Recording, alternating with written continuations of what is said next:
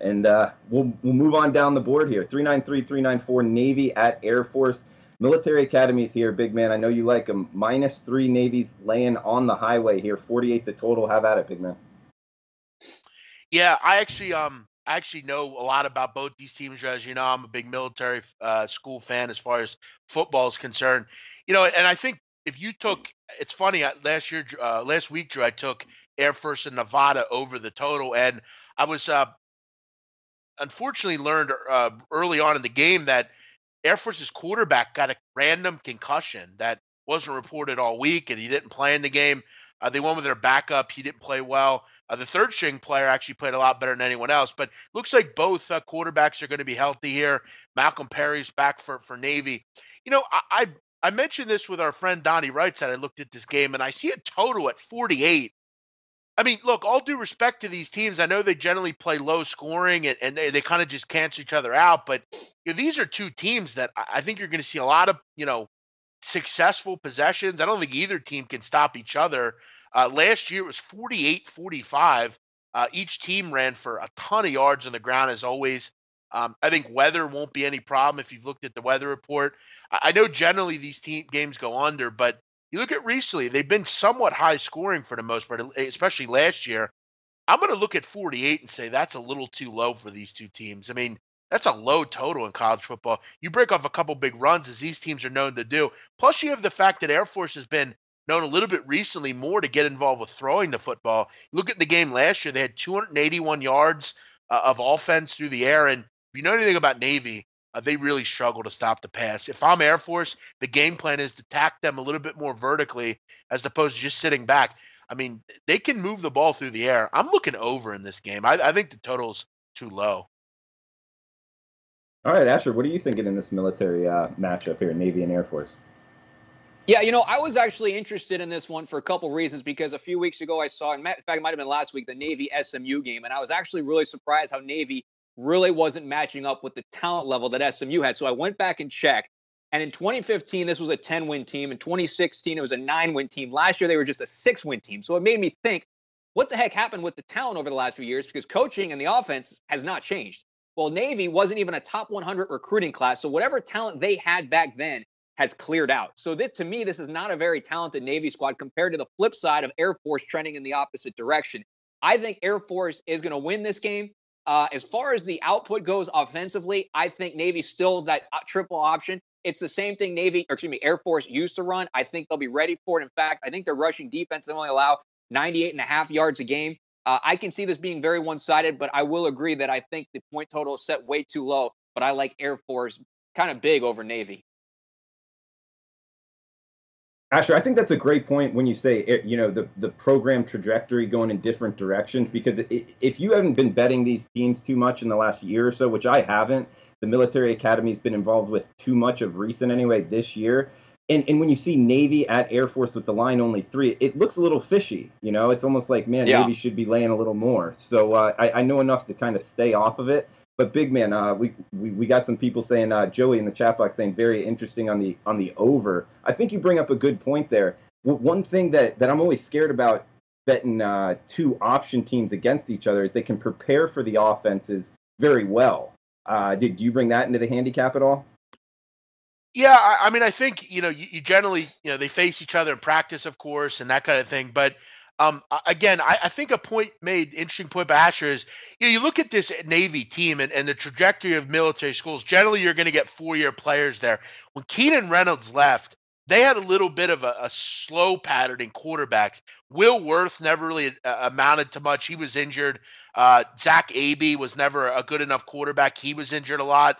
And then last year just happened to be the time where you had a lot of seniors. And, I bring this up all the time, and I think in the NFL it's important as well to mention. I don't know if you guys know, but last year Navy was featured in a Showtime documentary following around their football program. Yeah. And it just seems like every time a team is focused on by HBO or Showtime or any of these places, they seem to struggle. You look at the Rams a couple years ago, all these hard knock teams generally struggle. It's just kind of indicative, I feel like, of just the kind of the pressure you have. Plus, you're also having to feel that, last year you look at all the players that graduated, some of their real successful players on defense, those are not only leaders on the field, but these are leaders that are going to lead this military when they graduate. These are guys that are going to become high-end military people. They're leaders. You can't lose players like that and expect to maintain the same team. And I think right now you have just a slow period in recruiting for the Naval Academy, and it's very difficult for them to recruit as it is. I mean, if you're a good football player, it is a tough thing to be a Navy football player. You have to obviously have the military duty after the fact. It's a tough, rigorous school to be at. They wake up at 4 o'clock in the morning. It's difficult. And as far as Navy's just kind of being able to face this triple option's tough to face. You could be good against the run and not stop it. You really have to get your spacing correct and all that stuff on defense. I'm looking at last year's game, and I think it's more indicative because if I'm Air Force, I'm wanting to attack this group in Navy through the air. I don't think they could stop the pass. I'd see more passing. Well, and big man, I want to add one more thing too to this. The people that get scared because they think it's just going to be a running clock all game. It's just like if you're never going to have an incomplete pass, the clock's never going to stop. But with that said, the Navy defense gives up a little too much rushing offense for me, and that's the only reason why I think this potentially could be a high-scoring game for Air Force. I think Navy will get theirs, don't get me wrong. But the fact that Navy 160 yards on the game and they're facing a team that averages 250, it's going to be a completely different game script when you flip it, and I think it's all leaning towards Air Force in this one. I mean, Drew, in college football, when you get a total in the 40s, it's got to be a real perfect game as far as taking an under. I mean, unders are pretty much suicide anymore in college football. If you take this game and it doesn't come in, I almost just chalk it up and say, you know what? I have two teams that I think can hit a lot of home runs through their offense. Last year, the game was very high scoring, and I'd consider to think that it'd be similar here because Air Force threw the ball 17 times last year. I'd imagine that they'd continue to do that this year. Navy cannot stop the pass. I think that's one major issue that this group has. And as Asher said, I mean, this Navy team's given up 5.6 yards a carry. I mean, that's bad. I mean, 5.61 yards a carry is actually terrible, frankly. So, I don't really buy into that. You just because you're good against the run doesn't mean you'll stop the option. It's a much more difficult play to have. And this is an Army. They don't just run the ball up the middle every play. They're pitching it. They're throwing tosses and things like that. I don't think that will matter a ton here. Good breakdown, guys, and good stuff with the clock there, Asher. We got some guys in the chat box worldwide saying, "Love this show. Always help with my pick six pool." Thank you for the shout out worldwide. We're glad to help. And Theodore saying Air Force plays in the elevation as well. Something to. These are military men. This doesn't mean anything. Look at Army. Army literally played Hawaii. Shut them down. These teams, they go everywhere. All these different military teams. These are some of the best kids we have in America as far as that play at these schools. Elevation, they go out there every year. Air Force, both these teams play in those kind of conditions. I think if you're going to back in these precarious situations, these are the teams you want to be on. These teams are where, frankly, I'll admit it. If you're in the military, I think you're probably a bigger and better man than I am because you're able to go out and do things that I probably can't do. So I give these teams the edge in those kind of like little precarious situations.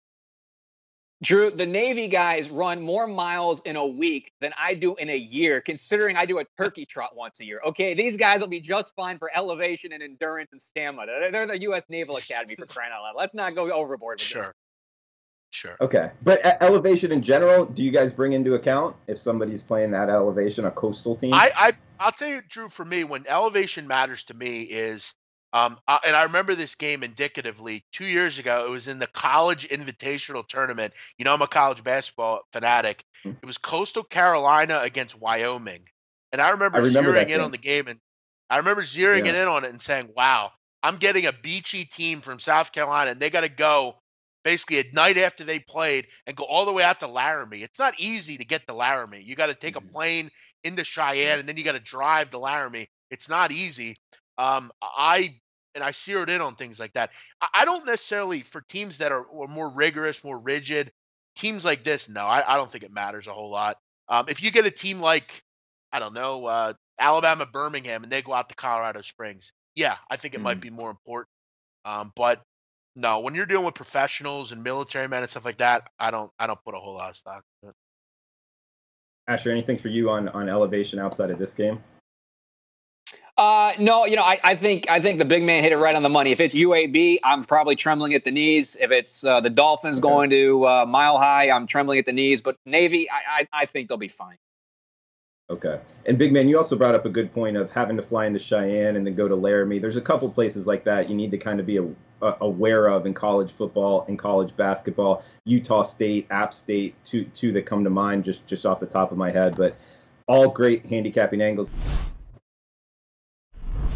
Hey guys, thanks for tuning in to our channel. Now, we've put a lot of work into producing all these free videos, so please help us out and keep all our content free for you forever by simply liking, sharing, commenting, and subscribing. Now, not to mention, a visit to our industry-leading website will warm the hearts of all our SBR employees, especially myself. Now, the links are over there to the left, so do check those out. Thanks for watching.